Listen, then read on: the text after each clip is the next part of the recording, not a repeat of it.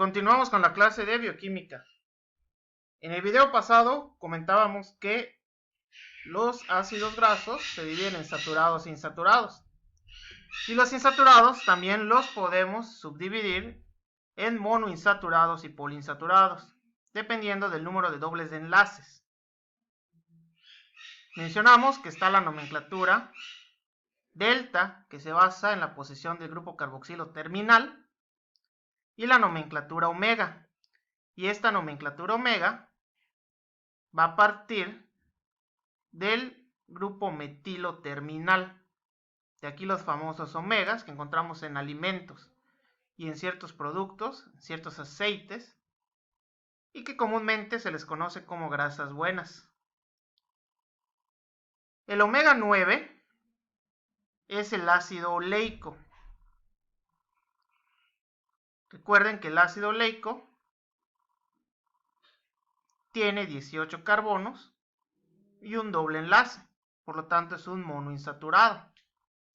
Pero también tenemos el omega 6 y el omega 3, estos como poliinsaturados. Dentro del omega 6 vamos a tener al ácido linoleico y al ácido araquidónico. El linoleico de 18 carbonos y el araquidónico de 20. Y el omega 3 vamos a tener al ácido linolénico y dos componentes muy importantes que son el ácido eicosapentaenoico, el llamado EPA, y el ácido docosahexaenoico, el llamado DHA. Es así entonces como vamos a diferenciar la nomenclatura omega de la nomenclatura delta. Los ácidos grasos insaturados pueden estar en dos configuraciones diferentes, las llamadas cis y trans, que básicamente son isomerías. La mayoría de los ácidos grasos insaturados de forma natural son cis, mientras que la mayoría de los artificiales van a ser trans. De aquí el famoso término que han escuchado muchas veces, denominado grasa trans. Estructuralmente, químicamente, ¿en qué se basa esta nomenclatura? Voy a tomar como referencia mi doble enlace. ¿Sí? Si los hidrógenos que están unidos a los carbonos implicados en el doble enlace se encuentran en la misma posición, por ejemplo, ya sea arriba o ya sea abajo, denomino a mi ácido graso insaturado como cis, una forma cis. Como podemos observar aquí en el dibujo de abajo, hay la tendencia a esa estructura. Mientras que si tengo que los hidrógenos que están unidos a los carbonos implicados en el doble enlace están en posición alterna, es decir, una abajo, una arriba o viceversa, voy a tener un ácido graso insaturado de tipo trans. Aquí podemos ver su estructura en la imagen de abajo. Solo que las grasas trans son meramente artificiales, que surgen por medio de reacciones de hidrogenación. Y las podemos encontrar en muchos productos y muchos alimentos que nos consumimos cotidianamente. Aquí, por ejemplo, tenemos que las margarinas, los panes, sobre todo los de origen industrial, los totopos, las papas fritas, el pollo frito, las palomitas, sobre todo si son palomitas pues que no son caseras, el chocolate, la pizza, la hamburguesa, todo lo que a ustedes les gusta. Básicamente tiene la presencia de grasas trans, que son más difíciles de metabolizar y por lo tanto, pues pueden causar ciertos daños a la salud. Si yo les pregunto, ¿qué es más sano comer, una margarina o una mantequilla? ¿Qué me contestarán? Les apuesto que muchos de ustedes, pues a lo mejor no se fijan cuando van al súper, ya sea ustedes o sus papás, y pues en la mayoría de los casos compran margarina. Lo pueden revisar, se los encargo de tarea, revisen si tienen margarina o mantequilla en su refri. Bueno, sin embargo esta margarina, pues tiene la presencia de grasas trans, mientras que la mantequilla pues va a ser rica en grasas saturadas. Realmente ni la grasa saturada ni la grasa trans le va a hacer el organismo como tal, ¿sí? Sin embargo, entre consumir margarina y mantequilla, pues yo recomendaría que consuman mantequilla, ¿sí? Pero son pocas las personas que leen los productos que compran. O sea, básicamente todo lo que sabe rico, todo lo que a ustedes les gusta, puede ser rico en grasa trans. Ok. Los ácidos grasos también presentan reacciones. Una de ellas es la reacción de esterificación. En esta reacción vamos a ver que un ácido graso se va a unir a un grupo alcohol a través de un enlace covalente y va a formar un enlace tipo éster.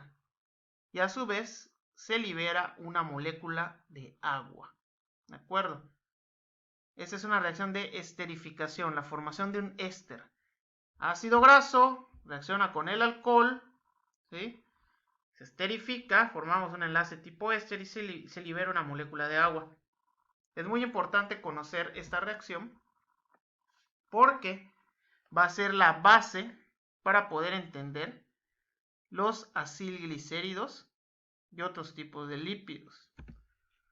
Los acilglicéridos van a ser lípidos que se forman por reacciones de esterificación, ya sea de 1, 2 o 3 moléculas de ácidos grasos. Esta esterificación se da entre ácidos grasos y el alcohol glicerol. Dependiendo del número, vamos a tener monoglicéridos, si solamente hay un ácido graso, diglicéridos, si tenemos 2 ácidos grasos, o los famosos triglicéridos, que resultan de la esterificación del glicerol con 1, 2, 3 ácidos grasos. Esos ya tienen pues importancia médica. ¿Cómo se integra la estructura de un triglicérido o triacilglicérido? Vamos a tener nuestra molécula de glicerol, que podemos ver aquí. El glicerol es un alcohol que reaccionó con esterificación con los ácidos grasos, formando entonces un grupo éster. Aquí podemos ver los grupos éster. Mientras que estas cadenas R van a representar mis 3 ácidos grasos. 1, 2, 3 ácidos grasos. Es por eso que se le conoce como triacilglicérido.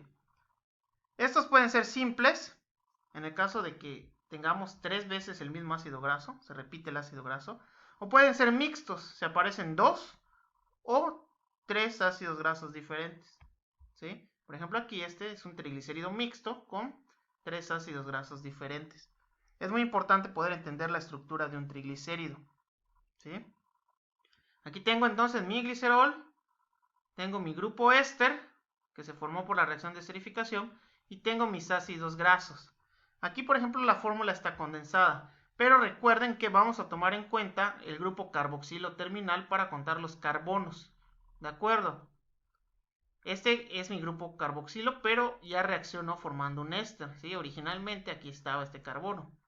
Si yo cuento, por ejemplo, tengo aquí 17 carbonos, ¿sí? Y aquí tengo otro carbono, tengo entonces 18 carbonos. Aquí tengo 15 y cuento el de aquí, tengo 16 carbonos.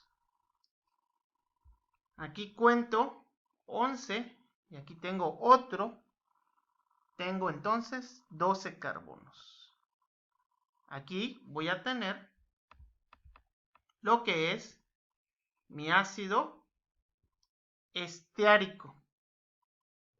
Aquí voy a tener un ácido palmítico. Y aquí voy a presentar un ácido láurico. ¿De acuerdo? Esos serían los 3 componentes de ese triglicérido. En los triglicéridos podemos encontrar ácidos grasos saturados, pero también podemos encontrar insaturados. ¿Sí? Recuerden que los insaturados pues forman estos codos, este tipo de doblez, ¿sí? En su estructura química.